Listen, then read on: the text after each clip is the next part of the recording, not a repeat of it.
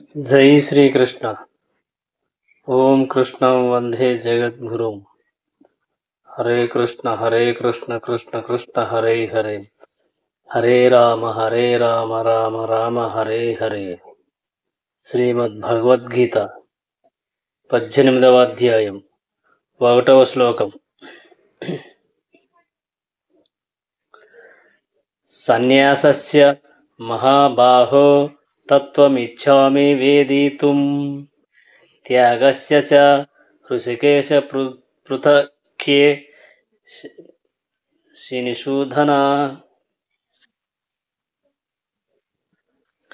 అర్జునుడు పలికెను, ఓ మహాబాహో, కేసి సంహార, ఇంద్రియాధీశ, త్యాగము సన్యాసము అను వాని ప్రయోజనమును నేను తెలుసుకొనగోరుచున్నాను. భావము: వాస్తవమునకు భగవద్గీత 17 అధ్యాయములతోనే ముగిసినది. ఈ ప్రస్తుత 18వ అధ్యాయము ఇంతవరకు చర్చించిన అంశముల సారాంశమై ఉన్నది. తన భక్తియుత సేవయే జీవిత పరమ లక్ష్యమని పూర్ణ పురుషోత్తముడగు శ్రీకృష్ణ భగవానుడును ప్రతి అధ్యాయమునందును నొక్కి చెప్పియున్నాడు. అదే విషయము ఈ అష్టాదశ అధ్యాయమును పరమ గుహ్యజ్ఞానముగా సంగ్రహ పరపబడుచున్నది. మొదటి 6 అధ్యాయములలో యోగినామా అపి సర్వేషాం నన్ను తన హృదయమునందు సదా చింతించువాడు యోగులందరిలోనూ అత్యుత్తముడు వంటి శ్లోకముల ద్వారా భక్తియుత సేవకు ప్రాధాన్యము ఒసగబడినది. ఇక తదుపరి 6 అధ్యాయములలో శుద్ధ భక్తియుత సేవ, దాని లక్షణములు, కర్మలు చర్చించబడినవి. జ్ఞానము, సన్యాసము, ప్రకృతి కర్మలు, దివ్య స్వభావము, భక్తియుత సేవ ఎనునవి చివరి 6 అధ్యాయములలో వర్ణింపబడినవి. ఓం తత్ సత్ అనేడి పదములతో సూచింపబడు భగవానుని సంబంధంలోనే సర్వకర్మలు వనరింపబడవలనని సారాంశముగా చెప్పబడినది. అట్టి ఓం తత్ సత్ అను పదములే దివ్య పురుషుడైన విష్ణువును సూచించును. భగవద్గీత యొక్క ఈ 3వ భాగము భక్తియుక్త సేవ ఒక్కటియే జీవిత ముఖ్య ప్రయోజనమనియు, వేరేదేదియును అట్లు ముఖ్య ప్రయోజనము కానేరదనియు నిర్ధారించి చూపినది. ఈ విషయం పూర్వపు ఆచార్యులను మరియు బ్రహ్మసూత్రములను, వేదాంత సూత్రములను ఉదహరించుట ద్వారా సమర్థింపబడినది. కొందరు నిరాకారవాదులు వేదాంత సూత్ర జ్ఞానమంతము తమ సొత్తైనట్లు భావించినను, వాస్తవమునకు వేదాంత సూత్రముల ముఖ్య ప్రయోజనము భక్తియుక్త సేవను అవగాహన నేర్చుకొనుటయే. శ్రీకృష్ణ భగవానుడే స్వయముగా ఈ వేదాంత సూత్రముల కర్త మరియు జ్ఞాత యగుటయే అందులకు కారణం. ఈ విషయం 5వ అధ్యాయమున వివరింపబడినది. అన్ని శాస్త్రములలో, వేదములలో భక్తియుత సేవ ఒక్కటియే లక్ష్యముగా వర్ణింపబడినదనేది విషయమునే భగవద్గీత వివరించుచున్నది. ద్వితీయాధ్యాయమున సర్వ విషయ సారాంశము వర్ణింపబడినట్లు ఈ అష్టాదశ అధ్యాయమున సర్వ ఉపదేశాసారము వసగబడినది. త్యాగము మరియు ప్రకృతి త్రిగుణములకు పరమైన దివ్య స్థితుల ప్రాప్తియే జీవిత ప్రయోజనమని ఇందు సూచింపబడినది. అర్జునుడు ఇచ్చట త్యాగము మరియు సన్యాసము అనేడి భగవద్గీత యందలి 2 ముఖ్య విషయములను స్పష్టముగా తెలుసుకొనగోరుచు ఆ పదముల భావమును తెలుపమని పలుకుచున్నాడు. శ్రీకృష్ణ భగవానుని ఉద్దేశించి పలుకబడిన హృషికేశ మరియు కేశిని శూధన అను పదములో మిక్కిలి ప్రాధాన్యములైనవి. ఇంద్రియాధీశుడు శ్రీకృష్ణుడే హృషికేశుడు. అట్టి శ్రీకృష్ణుడు మనోనిర్మలతను పొందుటకు మనకు తోడ్పడగలడు. కనుకనే తాను సమచిత్తుడగు రీతిలో సమస్తమును సంగ్రహపరవుమని అర్జునుడు ఆ దేవదేవుని ప్రార్థించుచున్నాడు. అయినను దానవులతో పోల్చబడేడి సందేహములను తాను కలిగియుండుటచే అర్జునుడు తిరిగి కృష్ణుని కేశిని సుధనా అనియు సంబోధించుచున్నాడు. కేసి అనవాడు భయంకరుడైన దానవుడు. అతడు శ్రీకృష్ణునిచే హతుడయ్యెను. అటువంటి శ్రీకృష్ణుడు సందేహం అనేది దానవుని సంహరించగలడని అర్జునుడు ఇచ్చట ఆకాంక్షించుచున్నాడు.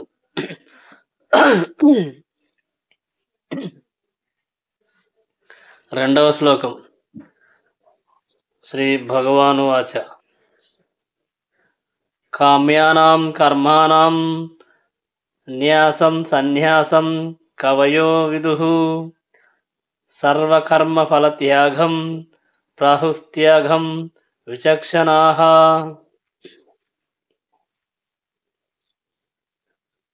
శ్రీకృష్ణ భగవానుడు పలికెను, విషయ కోరికల పరమగు కర్మలను త్యజించుటయే సన్యాసమని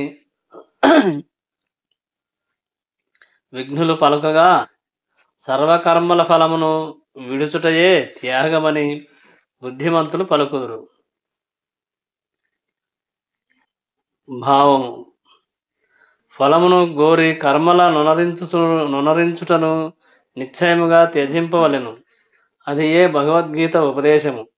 కానీ ఆధ్యాత్మిక జ్ఞానమును గూర్చు కర్మలను మాత్రం ఎన్నడూను విడవరాదు. ఈ విషయము రాబో శ్లోకములలో మరింత విశదీకరించబడగలదు. ఒక ప్రత్యేక ప్రయోజనము కొరకై యజ్ఞము ఆచరించు విధానములు వేదములందు తెలుపబడి ఉన్నవి. సత్పుత్రుని పొందుటకు లేదా ఊర్ధ్వలోకములను చేరుటకు కొన్ని ప్రత్యేక యజ్ఞములున్నను కోరికలచే ప్రేరేపితములయ్యేడి యజ్ఞములను ఆపివేయవలెను.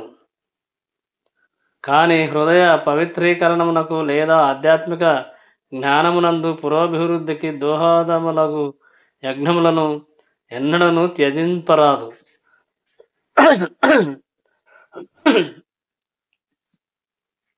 శ్లోకం 3. త్యాజ్యం దోషవదిత్యేకే కర్మ ప్రహుర్మ నిశినః యజ్ఞదాన పఃకర్మ నత్యాజ్యమీతి చాపరే. సర్వకామ్య కర్మలు దోషము వలె త్యాజ్యములని కొందరు విఘ్నులు పలుకగా, యజ్ఞము దానము తపస్సు అనేడి కర్మలు ఎన్నడూను విడువరానివని మరికొందరు మునులు పలుకుదురు.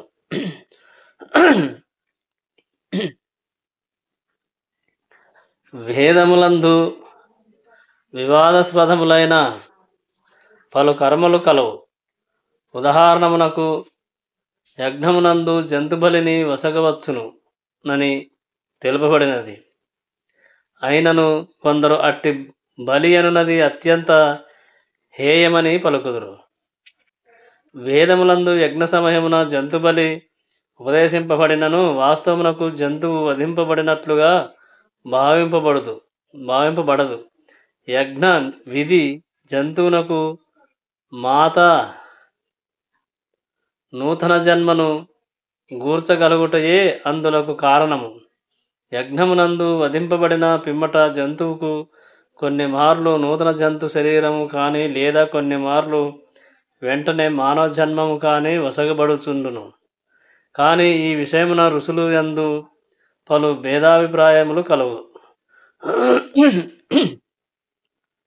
జంతుబలి సర్వదా నిషిద్ధమని కొందరు పలుకగా, కొన్ని సమయములందు అది సబబైనదే అని మరికొందరు పలుకుదురు. యజ్ఞకర్మకు సంబంధించి ఈ భిన్నాభిప్రాయములను శ్రీకృష్ణ భగవానుడే స్వయముగా పరిష్కరింపనున్నాడు. 4వ శ్లోకం. నిశ్చయం శృణు మే తత్ర త్యాగే భరతసత్తమ త్యాగో హి పురుషవ్యాశ్రు త్రివిధః సంభ్రకీర్తితః. ఓ భరతశ్రేష్ఠ, పురుషవ్యాఘ్ర త్యాగమును గూర్చిన నా నిర్ణయమును ఇప్పుడు ఆలకింపుము. శాస్త్రములందు అట్టి త్యాగము 3 విధములని తెలుపబడినది. భావము. త్యాగమును గూర్చి పలు అభిప్రాయములున్నను శ్రీకృష్ణ భగవానుడిచ్చట దాని ఏడా తన నిర్ణయమును తెలియజేయుచున్నాడు. దానినే తుది నిర్ణయముగా భావింపవలెను. సత్యమెరిగినచో వేదములనునవి భగవానుడు వసగిన వివిధ నియమములే. అట్టి భగవానుడే ప్రత్యక్షముగా నిలిచియుండు పలుకుచున్నందున అతని వాక్యమును తుది నిర్ణయముగా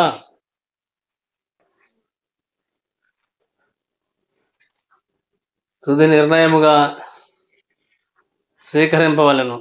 ఏ గుణమునందు నిర్వహింపబడినదనేది విషయము అనుసరించి త్యాగమును గుర్తింపవలెనని శ్రీకృష్ణ భగవానుడు పలుకుచున్నాడు.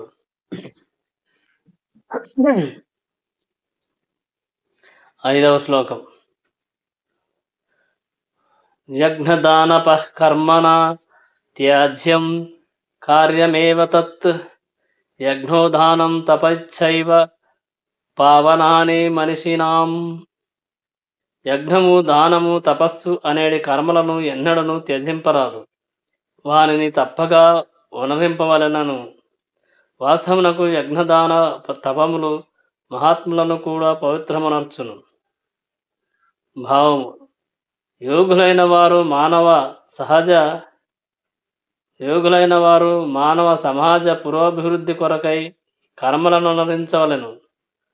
మనుషుని ఆధ్యాత్మిక జీవనము వైపునకు పురోగమింపజేయుటకు పెక్కు పవిత్రీకరణ విధానములు కలవు.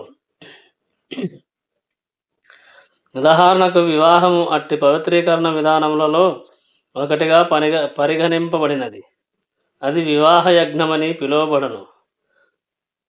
గృహబంధములనన్నింటినీ విడిచిపెట్టి సన్యాసమును స్వీకరించిన వ్యక్తి అట్టి వివాహమును ప్రోత్సహించవచ్చునా ఏనన్నది పెద్ద ప్రశ్న.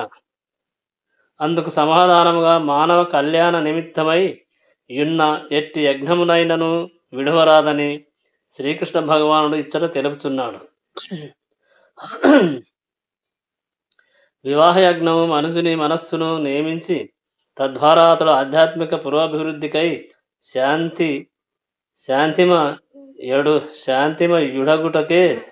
శాంతిమయుడగుటకే ఉద్దేశింపబడినది. కనుక దాదాపు జనులందరికీ ఈ వివాహ యజ్ఞం ప్రోత్సాహనీయమైనది. సన్యాసి అయిన వాడు సైతము దీనిని ప్రోత్సహించవచ్చును. సన్యాసులు స్త్రీతో సాంగత్యమును కలిగి ఉండరాదన్నచో సన్యాసాశ్రమం క్రిందనున్న ఆశ్రమం వారు కూడా వివాహం చేసుకొనరాదని భావము కాదు. విద్యుక్తమగు యజ్ఞములన్నీయును శ్రీకృష్ణ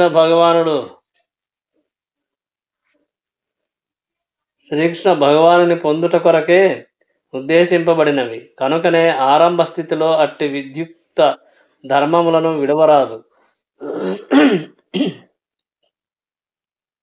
అదే విధముగా దానము హృదయ పవిత్రీకరణకై పేర్కొనబడినది. పూర్వము వివరించినట్లు దానము పాత్రుడైన వానికి వసగినచో అది మనుషుని ఆధ్యాత్మిక జీవనము వైపునకు నడపగలదు.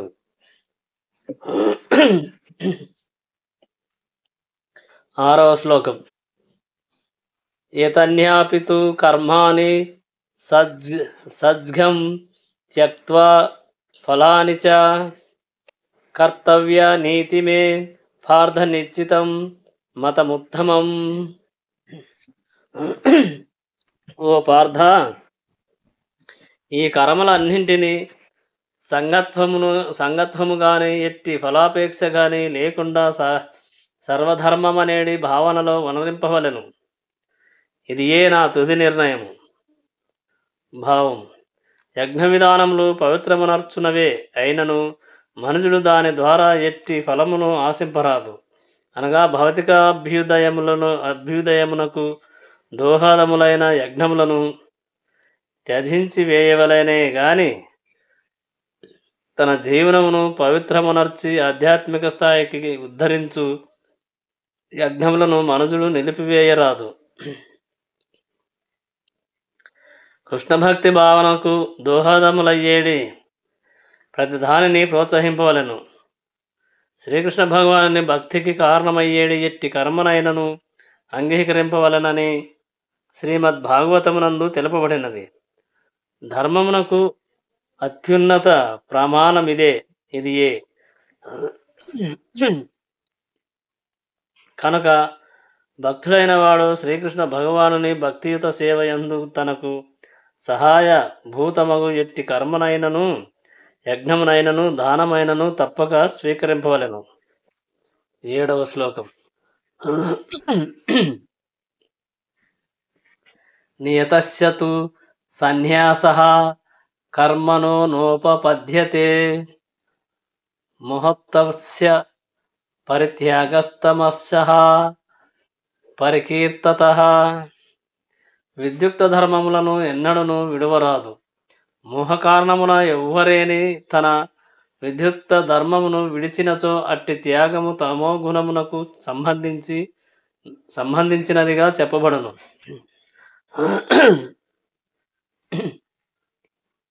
భావము: భౌతిక తృప్తి కొరకు చేయబడు కర్మను తప్పక విడువవలెను.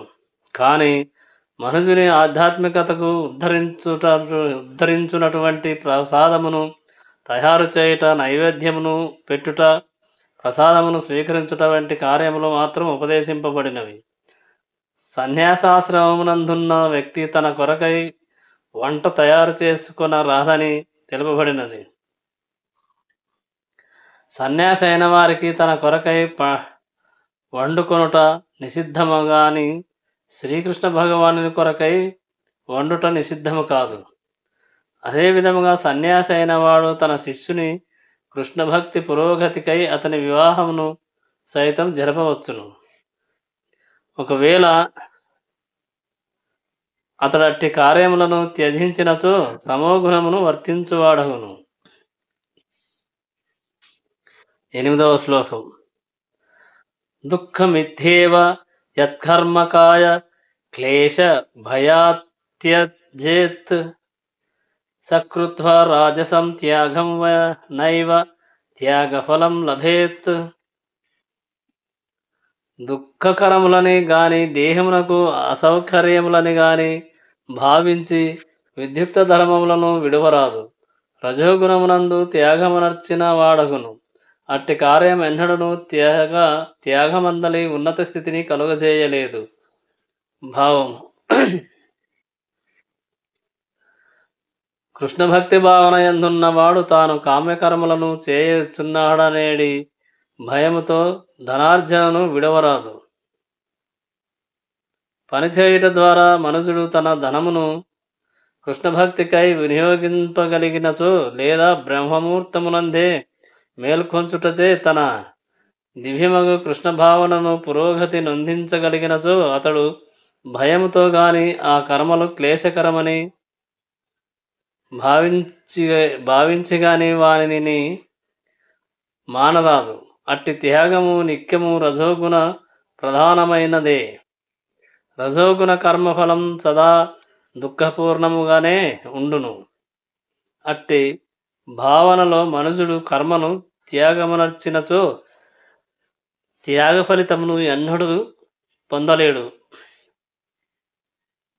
9వ శ్లోకం. కార్యమిత్యేవ యత్కర్మ నియతం క్రియతేనోర్జున సద్గం త్య సద్గం త్యక్త్వా ఫలం చైవ స త్యాగః సాత్వికో మతః. ఓ అర్జున, తప్పక వనరింపవలసియే ఉన్నందున తన స్వధర్మమును నిర్వహించుచు సమస్త భౌతిక సంఘమును మరియు ఫలానా ఫలాసక్తిని విడుచువాని త్యాగము సాత్విక త్యాగమనబడును. భావము: విద్యుక్త ధర్మములను ఇట్టి భావనలోనే నిర్వహింపవలెను. మనుజుడు ఫలముల ఏడ ఆసక్తి లేకుండా వర్తింపవలెను. అంతేగాక అతడు గుణముల నుండి విడివడి ఉండవలెను. కృష్ణభక్తి రసభావితుడైన వ్యక్తి ఏదేని కర్మాగారములో పనిచేయు సున్నచో కర్మాగారపు పనినే సర్వస్వమని తలచి తదాత్మము చెందుట గాని కర్మాగారమునందలి కార్మికులతో అనవసర సంగత్వమును కలిగియుండుట గాని చేయుట కేవలము కృష్ణుని నిమిత్తమే. అతడు కర్మనొనరించుచును ఫలమును కృష్ణునకే అర్పించినప్పుడు అతడు దివ్యముగా వర్తించిన వాడగును. 10వ శ్లోకం. నద్వేష్టి కుశలం కర్మ కుశలే నానుసజ్జతే త్యాగి సత్వ సమావిష్టో మేధావి చిన్న సంశయ.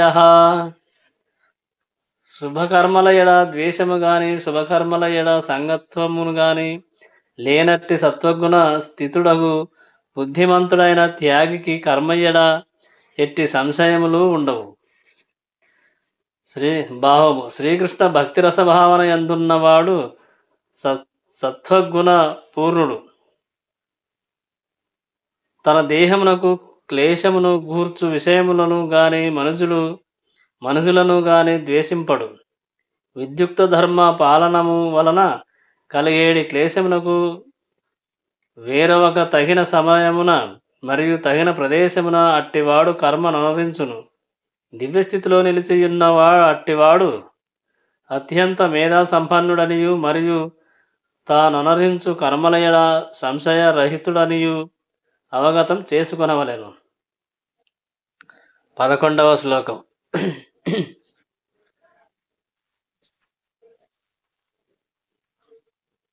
నహి దేహాభృతా శక్యం త్యుక్తం కర్మాణ్యశేషతః యస్తు కర్మాఫల త్యాగీ స త్యాగిత్యభిధీయతే.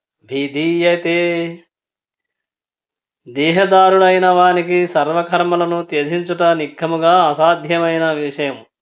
కానీ కర్మఫలములను త్యాగమునర్చిన వాడు మాత్రం నిజమైన త్యాగి అనబడను. మనుజుడు ఏ సమయమున కర్మలను త్యజింపజాలడని భగవద్గీత యందే తెలుపబడినది. కనుక కృష్ణుని కొరకే కర్మనొనరించుచు కర్మఫలమును తాను అనుభవింపక కృష్ణునికే సమస్తమును అర్పించినవాడు నిజమైన త్యాగి ఎనబడను. నా అంతర్జాతీయ కృష్ణ చైతన్య సంఘమునందు సభ్యులైన పలువురు తమ కార్యములందు గాని కర్మాగారమునందు గాని ఇతర చోట్ల గాని కష్టించి పనిచేసినను వారు సంపాదించినదంతయు సమస్తకే వసుగుదురు. అట్టి మహాత్ముల వాస్తవమునకు సన్యాసులైనట్టి వారే అనగా వారు సన్యాసాశ్రమమునందు నెలకొనియున్నట్టి వారే కర్మఫలములను ఏ విధముగా త్యాగము చేయవలెనో మరియు ఎట్టి ప్రయోజనమునకై కర్మఫలములను విడవవలెనో ఈ శ్లోకమున స్పష్టపరచబడినది. 12వ శ్లోకం. అనిష్టమిష్టం మిశ్రం చ త్రివిధం కర్మణః ఫలం భవత్యత్యాగినాం ప్రయత్న తు సన్యాసినాం క్వచిత్. ఇష్టము, అనిష్టము, ఇష్టానిష్ట మిశ్రతము అనేటి 3 విధములైన కర్మఫలములు త్యాగి కానటువంటి వానికి మరణము పిదప కలుగుచున్నవి. కానీ సన్యాసాశ్రమనందున్న వారికి మాత్రం సుఖదుఖములను కలిగించు అట్టి ఫలములు కలుగుట లేదు. భావం: శ్రీకృష్ణ భగవానునితో గల నిత్య సంబంధము జ్ఞానముతో వర్తించు కృష్ణభక్తి రసభావితుడు సర్వదా ముక్తస్థితి అందే ఇండును. కనుక అతడు మరణము పిదప తన కర్మఫలములచే సుఖించుట గాని దుఃఖించుట గాని జరగదు. 13వ శ్లోకం. పంచైతాని మహాబాహు కారణాని నిబోధ మే సాంఖ్యే కృతాంతే ప్రోక్తాని సిద్ధయే సర్వకర్మణాం. ఓ మహాబహుడైన అర్జున, వేదాంతమును అనుసరించి కర్మలు సిద్ధించుటకు 5 కారణములు గలవు. వానిని ఇప్పుడు నా నుండి ఆలకింపుము. భావము: ప్రతి కర్మకు కూడా ఫలము నిశ్చయమైనప్పుడు కృష్ణభక్తి రసభావితుడు తాను చేయు కర్మల ఫలితములచే సుఖదుఖములను అనుభవింపబడుట ఎట్లు సంభవమనేది ప్రశ్న ఉదయించును. కానీ అది ఎట్లు సాధ్యమో తెలియజేయుటకు శ్రీకృష్ణ భగవానుడు వేదాంత తత్వమును ఉదహరించుచున్నాడు. ప్రతి కార్యమునకు 5 కారణములు గలవనియు మరియు కార్యముల సిద్ధికి ఈ 5 కారణములను గమనింపవలననియు శ్రీకృష్ణ భగవానుడు తెలియజేయుచున్నాడు. సాంఖ్యమనగా జ్ఞానకాండమని భావము. అలాగుననే వేదాంతము ప్రసిద్ధులైన ఆచార్యులచే ఆమోదింపబడిన జ్ఞానము యొక్క చరమ స్వరూపము. శ్రీ శంకరాచార్యులు కూడా ఆ వేదాంత సూత్రములను యథాతథముగా స్వీకరించిరి. కనుక ప్రమాణమును సర్వదా గ్రహించవలెను. చరమ నిగ్రహము పరమాత్ముని యందే కలదు. ఇదే విషయము సర్వస్య చహాం హృది సన్నివిష్టః అని ఇంతకు పూర్వమే భగవద్గీత యందు తెలుపబడినది. అనగా పరమాత్ముడు ప్రతి ఒక్కరిని వారి పూర్వకర్మలను గుర్తు చేయుచు వివిధ కర్మల యందు నియుక్తుని చేయుచున్నాడు. అంతరము నుండి కలుగు అతని నిర్దేశమునందు ఉనర్చబడు కృష్ణభక్తి భావనా కర్మలు ఈ జన్మనందు కానీ మరుజన్మనందు కానీ ఎటువంటి ప్రతిచర్యను కలుగజేయవు. 14వ శ్లోకం. అధిష్టానం తథా కర్తాకరణం చ పృథగ్విదం వివిధాచ పృథక్ చేష్టాదైవం చైవాత్ర పంచమం. కార్యస్థానము అనగా దేహము, కర్త, వివిధేంద్రియములు, వివిధములైన యత్నములు, చివరగా పరమాత్ముడు అనేటి ఈ ఐదును కార్యమునకు కారణములై ఉన్నవి. ఇచ్చట అధిష్టానం అను పదము దేహమునకు సూచించుచున్నది. అట్టి దేహమునందున్న ఆత్మ కర్మల ఫలములకై వర్తించుచున్నందున కర్తయని తెలుపబడుచున్నది. అట్టి ఆత్మ జ్ఞాత మరియు కర్తయని శృతియందు పేర్కొనబడినది. ఏష హి ద్రష్ట్యా స్రష్ట. ఇదే విషయము జ్ఞోంత యవ మరియు కర్త శాస్త్రధవతత్ అను వేదాంత సూత్రముల ద్వారా నిర్ధారితమైనది. ఇంద్రియములు కర్మసాధనములుగా కాగా ఆత్మ అట్టి ఇంద్రియముల ద్వారా వివిధ రీతుల వర్తించుచుండును. ప్రతి కార్యమునకు వివిధ యత్నములు అవసరము. కానీ మనుషుని ఆ కార్యములన్నీయును మిత్రుని రూపమున హృదయస్థుడైయున్న పరమాత్ముని పైననే అంత్యమున ఆధారపడి ఉన్నవి. అనగా అతడే కార్యములన్నింటికి పరమకారణమై ఉన్నాడు. ఇటువంటి స్థితిలో హృదయస్థితుడైన పరమాత్మ నేతృత్వమును కృష్ణభక్తి భావనలో వర్తించువాడు సహజముగా ఎటువంటి కర్మచేతను బంధితుడు కాకుండును. అనగా సంపూర్ణముగా కృష్ణభక్తి రసభావితులైన వారు తమ కార్యములకు ఏ విధముగును అంత్యమున బాధ్యులు కారు. ప్రతిదియు దివ్య సంకల్పము పరమాత్ముడు దేవదేవుడు పైననే ఆధారపడి ఉండును. 15వ శ్లోకం. శరీర వాజ్మనో బిర్యత్ కర్మ ప్రాభతే నరః న్యాయం వా విపరీతం వా పంచైతేరస్తస్య హేతవః.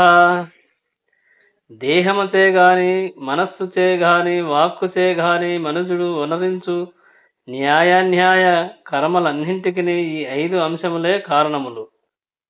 భావము. న్యాయం మరియు విపరీతం అనేటి పదములు ఈ శ్లోకమున అతి ప్రధానమైనవి.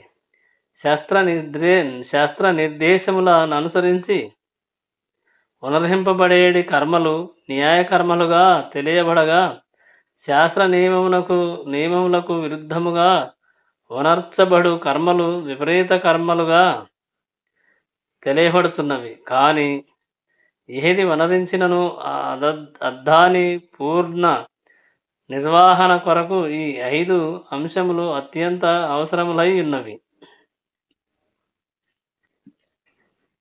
16వ శ్లోకం. తత్రైవం సతి కర్తరామాత్మనాం కేవలం తు యః పశ్యత్యకృత బుద్ధిత్వన్న స పశ్యతి దుర్మతిః. కనుక ఈ 5 అంశములను గుర్తించక తననే కర్తగా భావించువాడు నిఖముగా బుద్ధిహీనుడు. అట్టి మూఢుడు విషయములను యథార్థ దృష్టితో గాంచలేడు. భావము. పరమాత్ముడు హృదయమునందు మిత్రుని రూపమున నిలిచియుండి తనచే కార్యములు వనరింపజేయుచున్నాడని మూఢుడైన వాడు తెలుసుకొనజాలడు. కార్యస్థానమైన దేహము, కర్త, ఇంద్రియములు, ప్రయత్నము అనునవి కార్యము యొక్క భౌతిక కారణములు కాగా, పరమాత్ముడు చరమ కారణమై ఉన్నాడు. కనుక ప్రతి ఒక్కరూ ఈ 4 భౌతిక కారణములనే గాక పరమ కారణమును సైతము గాంచవలసి ఉన్నది. పరమాత్ముని గాంచిన వాడే తనను తాను కర్తగా భావించును. 17వ శ్లోకం.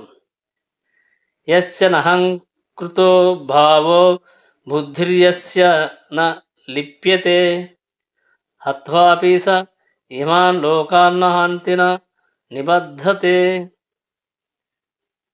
మిథ్యాహంకారముచే ప్రభావితుడు కాని వాడును, సంఘత్వరహిత బుద్ధిని కలిగిన వాడును అగు మనుజుడు జగమునందు జనులను సంహరించినను సంహారమునర్చినట్లే యగును. అతడెన్నడను తన కర్మలచే బద్ధుడు కాడు.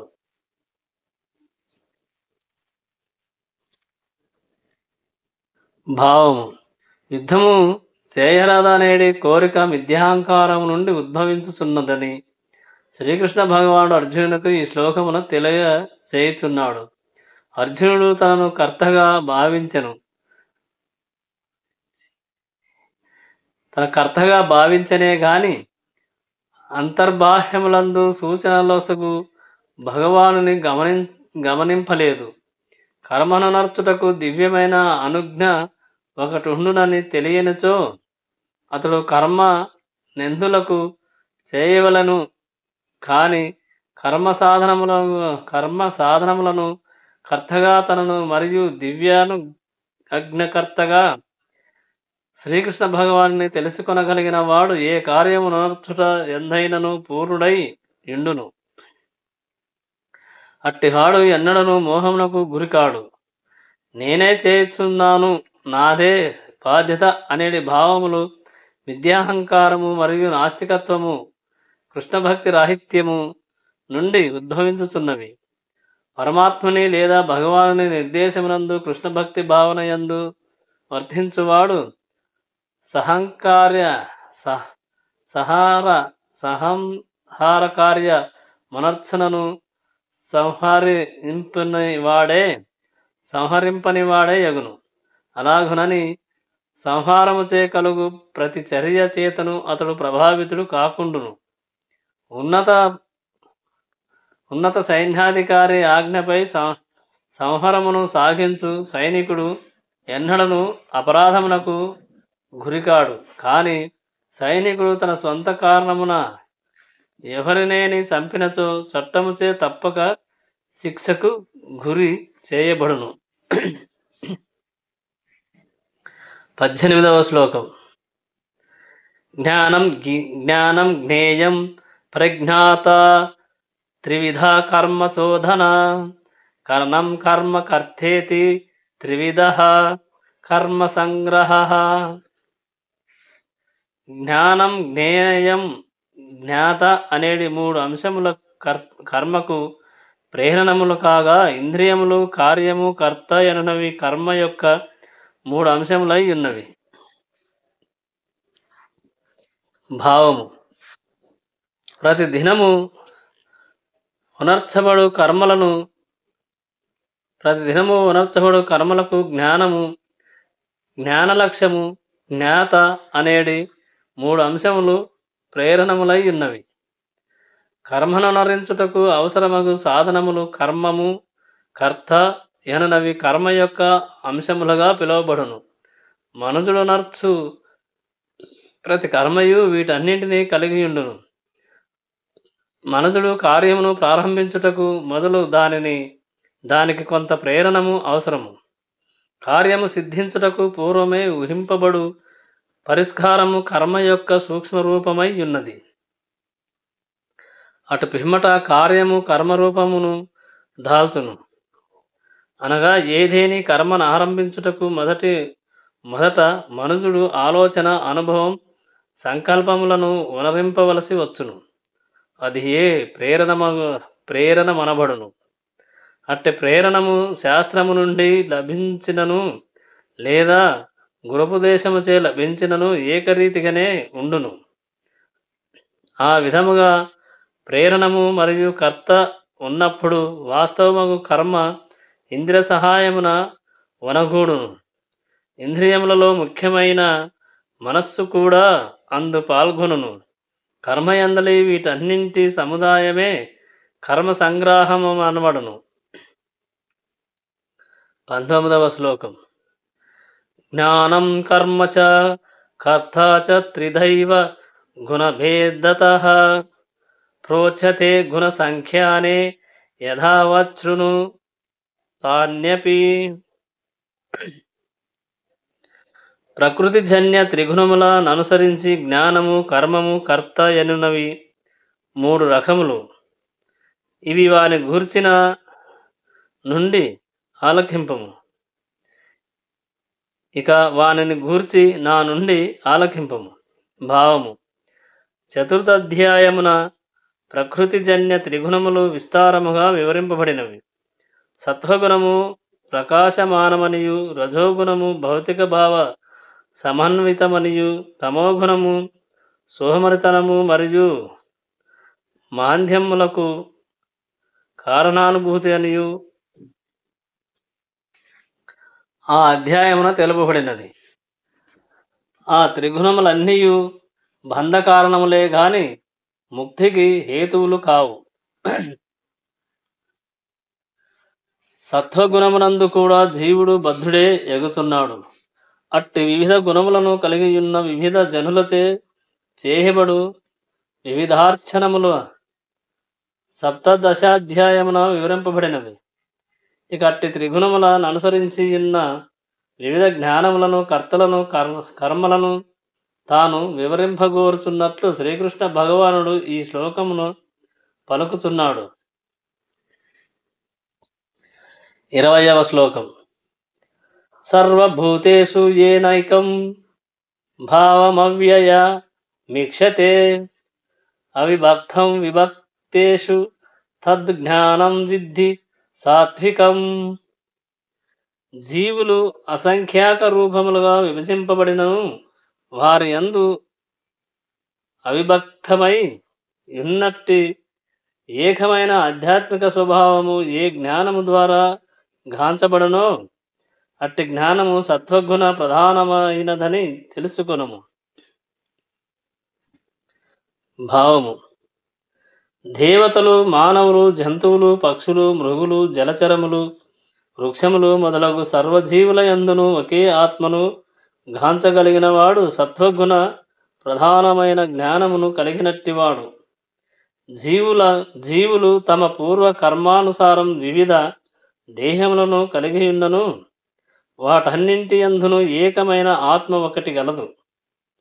సప్తమాధ్యాయమున వివరింపబడినట్లు సర్వ దేహములందలి ప్రాణశక్తి శ్రీకృష్ణ భగవానుని దివ్య చైతన్యము వలనే కలుగుచున్నది. కనుక భగవానుని అట్టి దివ్య చైతన్యమును ప్రాణశక్తి రూపమున ప్రతి దేహమునందును గాంచుట సత్వగుణ వీక్షణ మనబడును. దేహములు నశ్వరమైనను అట్టి జీవశక్తి నాశరహితమైనది. కానీ జీవుల యందు భేదము దేహదృష్ట్యానే గోచరించుతున్నది. బద్ధజీవనమున భౌతిక స్థితి కారణముగా పలు రూపములో ఉండుటచే జీవశక్తి విభజించబడినట్లు గోచరించుచుండును. ఇట్టి నిరాకార జ్ఞానము ఆత్మానుభూతి యందు ఒక అంశము వంటిది. 21వ శ్లోకం. పృథక్త్వేన తు యత్ జ్ఞానం నానా భవాన్ పృథగ్విదాన్ వేత్తి సర్వేషు భూతేషు తద్జ్ఞానం విద్ధి రాజసం. ఏ జ్ఞానము ద్వారా భిన్న శరీరములందు భిన్న జీవులున్నట్లు మనుషుడు గాంచునో అట్టి జ్ఞానము రజోగుణ సంబంధమైనదని నీ వెరుగుము. భావము: దేహమే జీవుడనియు దేహము నశించగనే చైతన్యము సైతము నశించి పోవుననియు తలచు జ్ఞానము రజోగుణ సంబంధమైనట్టిది. అట్టి జ్ఞానము ప్రకారము వివిధ చైతన్యముల వృద్ధి కారణములనే పలు విధములైన దేహములు గోచరించుచున్నవి. అంతియేగాక చైతన్యమును కలిగించు ఆత్మ వేరొక్కటి లేదు. అనగా అట్టి రజోగుణ జ్ఞానము ననుసరించి దేహమే ఆత్మ గాని దేహమునకు పరముగా వేరొక్క ఆత్మ లేదు. అట్టి జ్ఞానము ప్రకారం చైతన్యము తాత్కాలికమైనది. జీవాత్మలు వేరుగా లేక జ్ఞానపూర్ణమైన ఒక్క ఆత్మనే సర్వత్రా వ్యాపించి ఉన్నదనియు మరియు ఈ దేహము తాత్కాలిక అజ్ఞానము యొక్క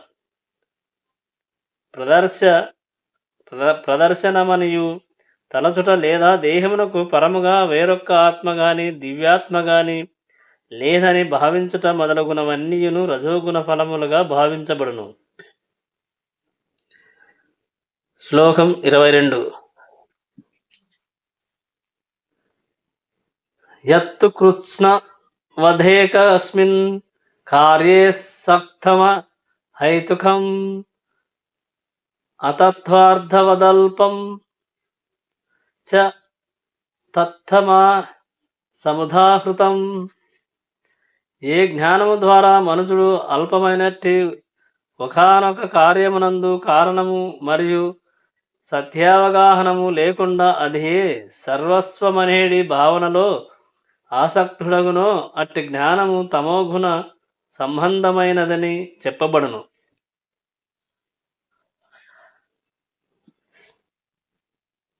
భావము: సామాన్య మానవుని జ్ఞానము సదా తమోగుణ భరితమై యుండును. ప్రతి జీవుడు బద్ధజీవనము తమోగుణమునందు జన్మించుటయే అందులకు కారణము.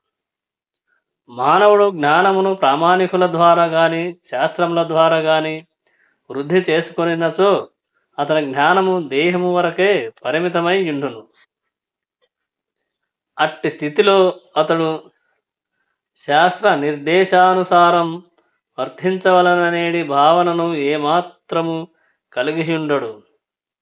అటువంటి వానికి ధనమే భగవంతుడు మరియు దేహ దేహ దేహవసరములను తీర్చుకొనుటయే జ్ఞానము.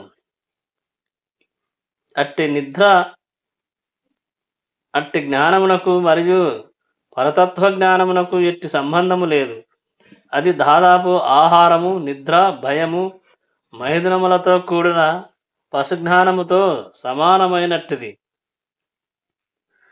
ఈ శ్లోకమున అటువంటి జ్ఞానము తమో గుణఫలమని వర్ణింపబడినది.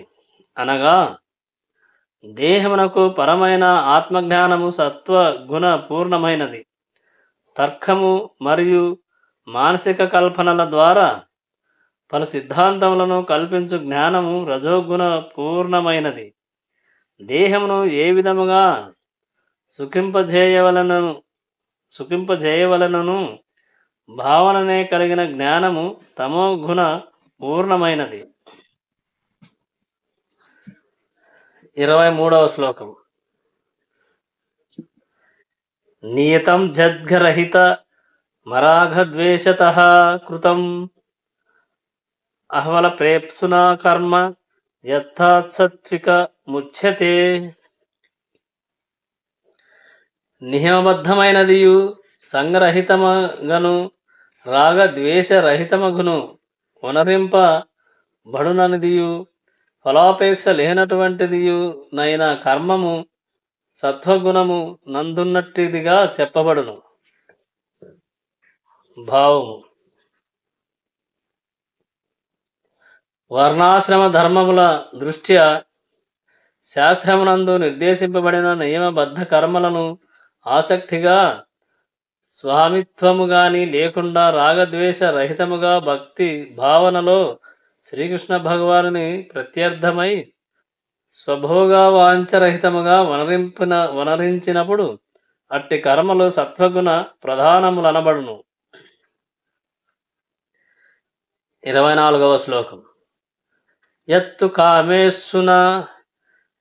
కామేప్సునా కర్మ సహంకారేణ వా పునః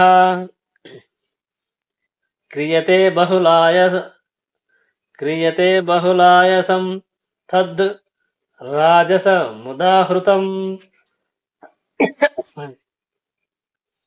కానీ కోరికలను ఈడేర్చుకొనవలెనని భావించువానిచే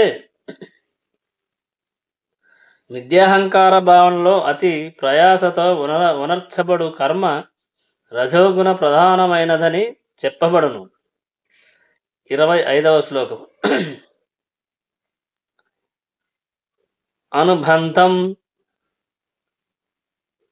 అనుబంధం క్షయం హింసామనపేక్ష చ పౌరుషం మోహదారభ్యతే కర్మ యత్తత్థా మసముచ్యతే.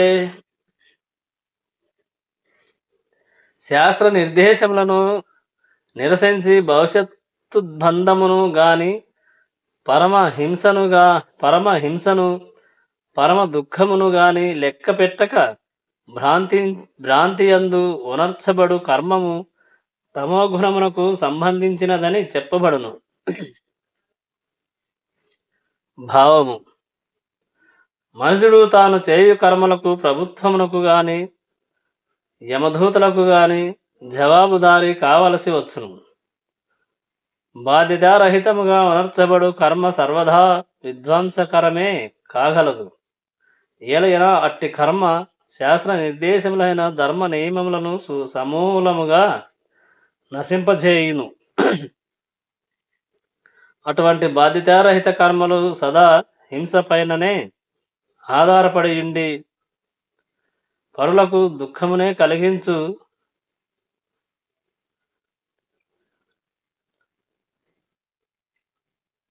కర్మ సర్వదా విధ్వంసకరమే కాగలదు. ఏలైనా అట్టి కర్మ శాస్త్ర నిర్దేశములైన ధర్మ నియమములను సమూలముగా నశింపజేయును. అటువంటి బాధ్యతారహిత కర్మలు సదా హింస పైననే ఆధారపడి ఉండి పరులకు దుఃఖమునే కలిగించును. స్వను స్వానుభవముపై ఆధారపడి ఉనర్చబడు అట్టి బాధ్యతారహిత కర్మలు నిక్కము భ్రాంతిమయములే. అట్టి భ్రాంతిమయ కర్మ తమోగుణ ఫలమై ఉన్నది. 26వ శ్లోకం. ముక్త సద్గోన హంవాధిధృత్యుత్సాహ సమన్వితః సిద్ధ్యసిద్ధ్యోర్నిర్వికారః కర్త సాత్విక ఉచ్యతే.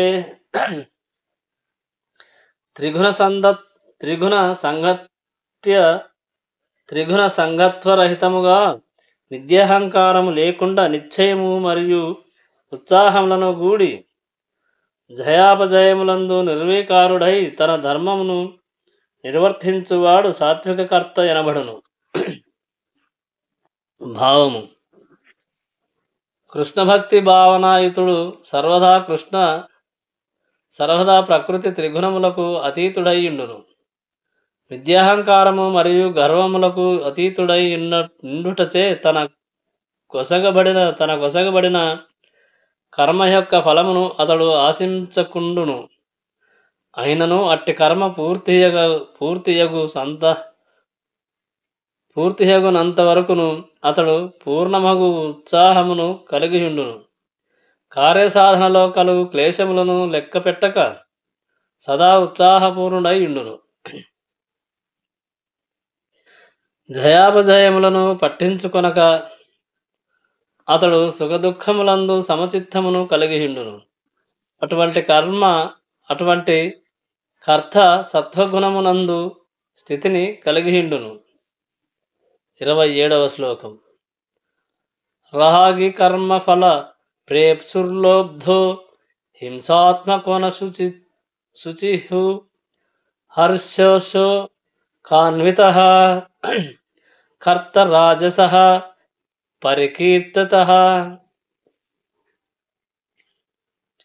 కర్మఫలములను అనుభవింపగోరుచు కర్మ మరియు కర్మఫలముల ఎడ ఆసక్తుడై యుండువాడును, లోభియును, అసూయపరుడును, శుచి రహితుడును, సుఖదుఖములచే చలించువాడును అగు కర్త రజోగుణ కర్త ఎనబడును. భావము. భౌతికత్వము లేదా గృహపుత్ర కళాత్రాదుల యందు గల విపరీత ఆసక్తి కారణముగా మనుషుడు ఏదేని ఒక కర్మ లేదా కర్మఫలముల ఎడ మిక్కిలి ఆసక్తుడగును. అట్టివాడు జీవితోద్ధారణమునకు సంబంధించిన కోరికను ఏమాత్రము కలిగియుండడు.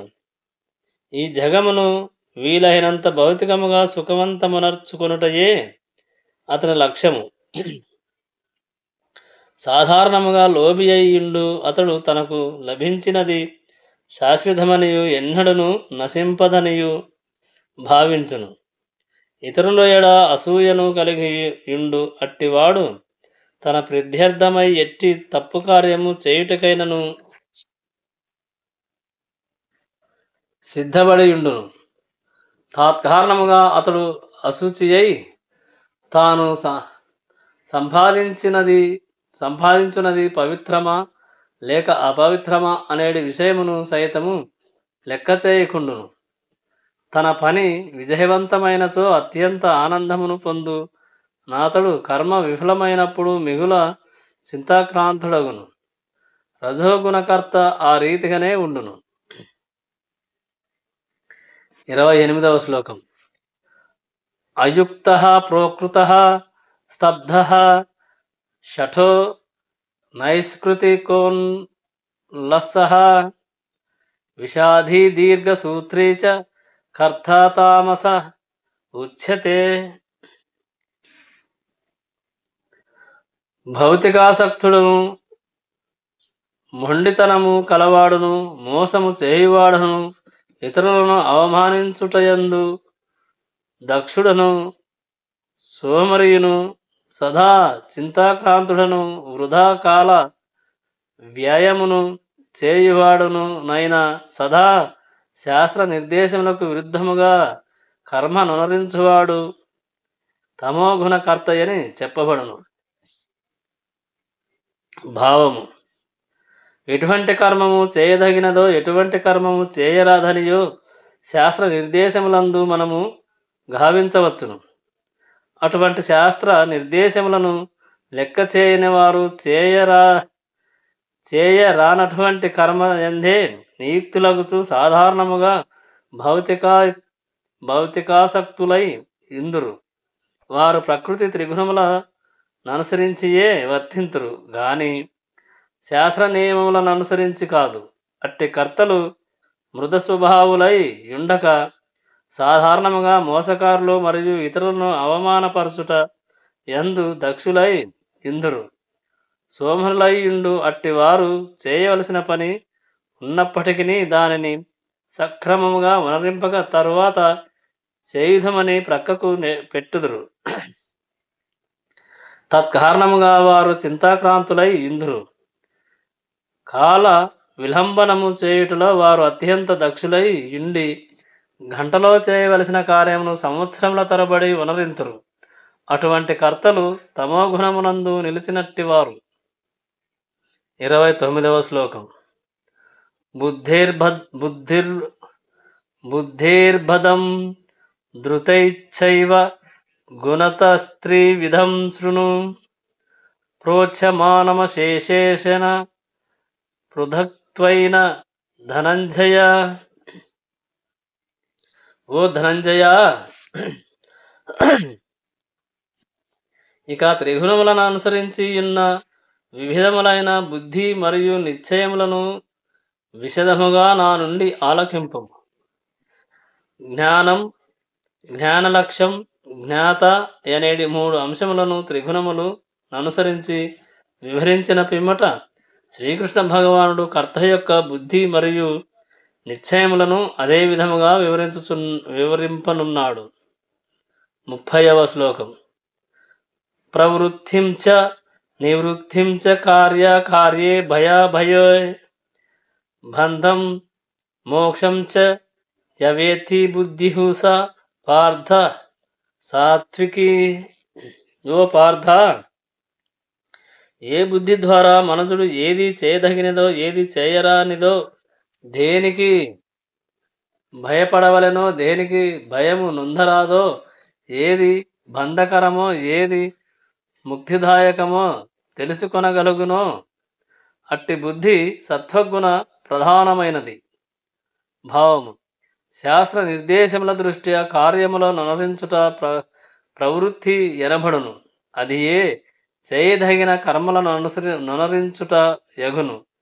నిర్దేశములు కానటువంటి కర్మలనెన్నడను అనుసరింపరాదు.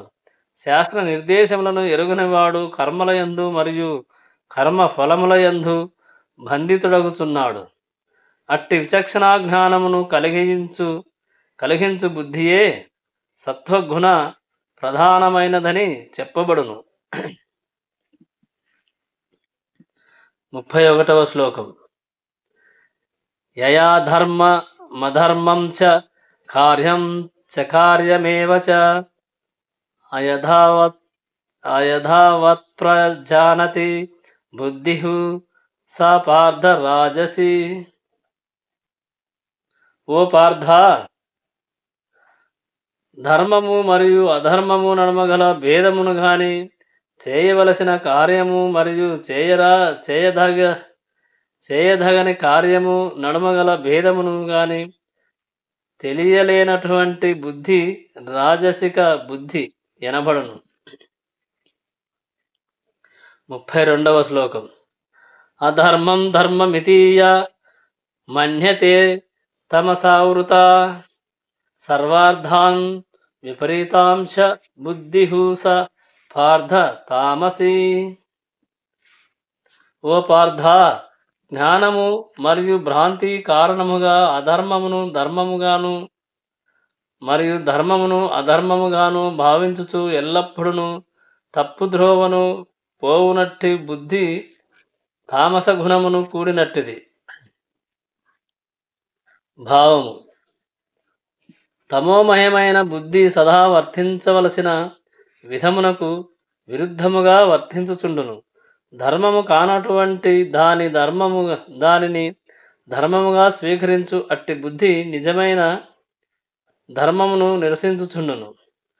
అట్టి తామస బుద్ధి కలిగిన వారు మహాత్ముడైన వానిని సాధారణ మానవుని మహాత్మునిగా భావింతురు. సత్యమును అసత్యముగా భావించుచు అసత్యమును సత్యముగా వారు స్వీకరింతురు. అన్ని కర్మలయందును వారు కేవలము తప్పుద్రోవనే పట్టి పోవుదురు. కనుకనే వారి బుద్ధి తమోగుణమైనట్టిది. 33వ శ్లోకం. ధృత్యా యయా ధారయతే మనః ప్రాణేంద్రియ క్రియాః యోగేనావ్యభిచారిణ్యా ధృతిః సా పార్థ సాత్వికీ. ఓ పృథకుమారా, అవిచ్ఛిన్నమైనదియు యోగాభ్యాసము చేసి స్థిరముగా కొనసాగునదియు తాత్కారణముగా ఇంద్రియ మనోప్రాణముల కార్యములను నియమించుచున్నదియు నైన నిశ్చయము సత్వగుణ ప్రధానమైనది. భావము. దేవదేవుడైన శ్రీకృష్ణుని అవగాహనము చేసుకొనుటకు యోగము ఒక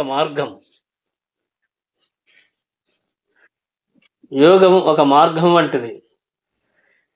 ఇంద్రియ మనోప్రాణముల కార్యములను సంపూర్ణముగా కేంద్రీకరించి దృఢనిశ్చయముతో అట్టి దేవదేవుని యందు స్థిరముగా లగ్నమైనవాడు కృష్ణభక్తి భావన యందు వర్తించిన వాడగును. అటువంటి స్థిర నిశ్చయము సత్వగుణ ప్రధానమైనది.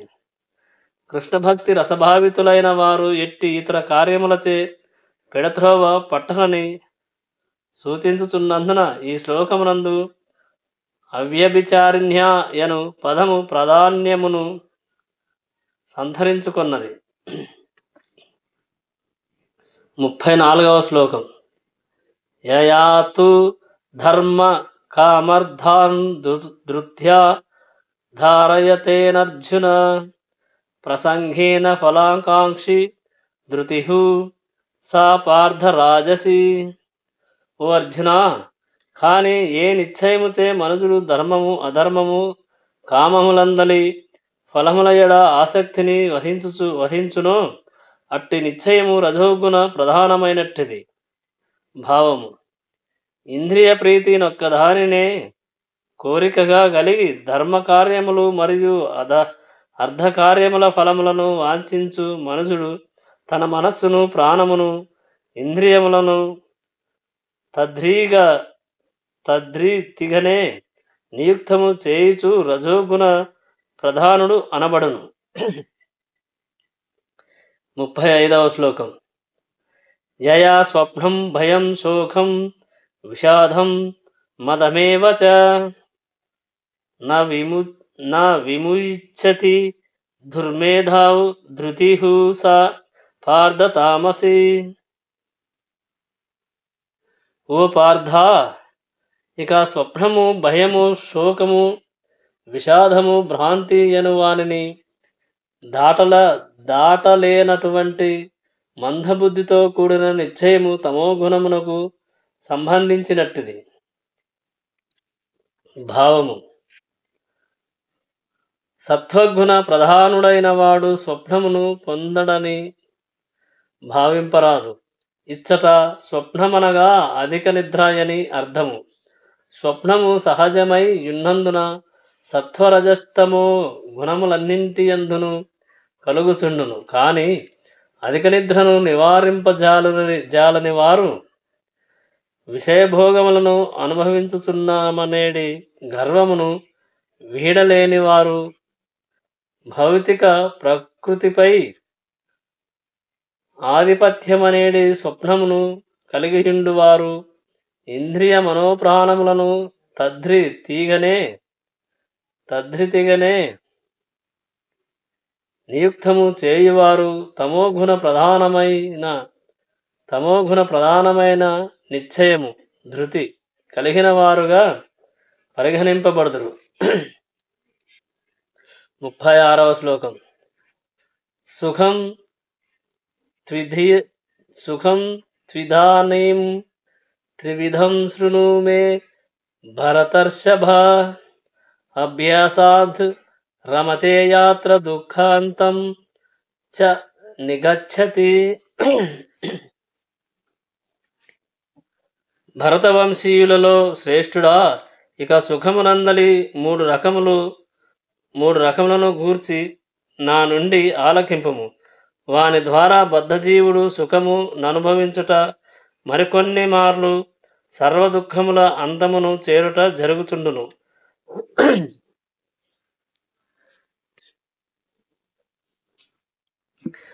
భావము. బద్ధజీవుడు భౌతిక సుఖమును పదే పదే అనుభవింప యత్నించుచుండును. ఆ విధముగా అతడు రసరహిత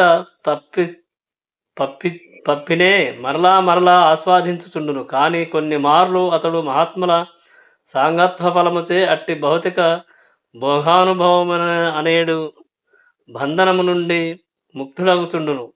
అనగా ఏదియోనొక ఇంద్రియ భోగమునందు సదా నియుక్తుడై ఉండేడి బద్ధజీవుడు తాను కేవలము చేసిన దానినే తిరిగి తిరిగి చేయుచున్నాడని సత్సాంగత్యము ద్వారా అవగతము చేసుకునినప్పుడు నిజమగు కృష్ణభక్తి భావన అతని యందు జాగృతము కాగలదు.